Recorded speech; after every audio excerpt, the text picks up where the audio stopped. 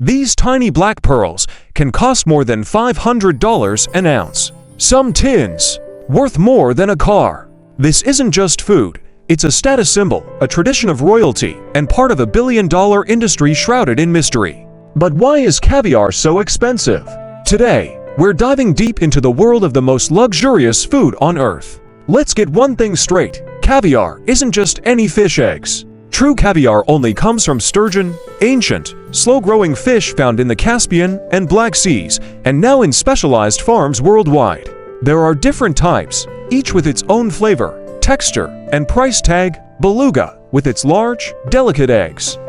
Osetra, nutty and golden, and Sevruga, smaller, but intensely flavorful. And the first reason it's so expensive: rarity.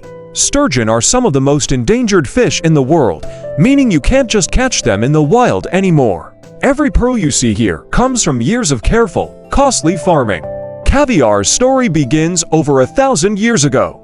In ancient Persia, it was believed to have medicinal powers. In Russia, it became the delicacy of czars and aristocrats, a food so exclusive that commoners rarely saw it.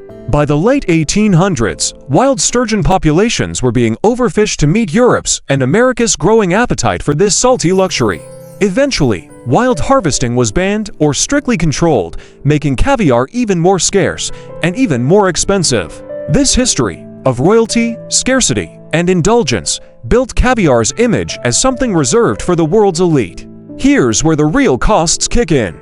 Sturgeon take anywhere from 8 to 20 years to reach maturity before producing eggs. That's 2 decades of feeding, cleaning, and keeping the fish in pristine, filtered water systems. When the time comes, farmers carefully extract the roe, a delicate process done entirely by hand to avoid damaging the eggs. Then come sorting, washing, and salting, all requiring trained specialists. The cost isn't just in the fish. It's in the years of labor, the expensive infrastructure, and the incredibly low yield. Some sturgeon only produce a few kilos of roe in their lifetime. And after harvesting, that fish's caviar-producing days are over. From there, caviar must be stored at exact temperatures, shipped overnight, and handled with extreme care, because the moment it's exposed to the wrong conditions, it loses its value. But here's the twist. Caviar is also what economists call a Veblen good, meaning demand actually goes up when the price goes up. The higher the cost, the more people want it, because it's seen as a symbol of status.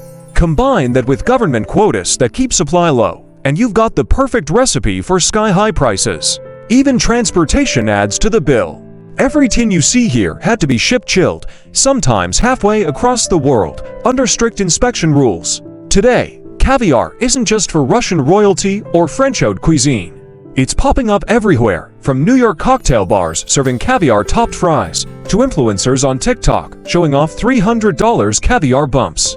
And with social media driving luxury trends, the market is only growing, especially in the US and Asia, where demand is booming.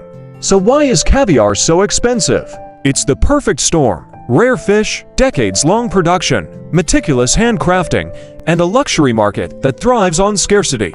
At the end of the day, caviar isn't just about taste, it's about tradition, exclusivity, and the human desire to have what few others can.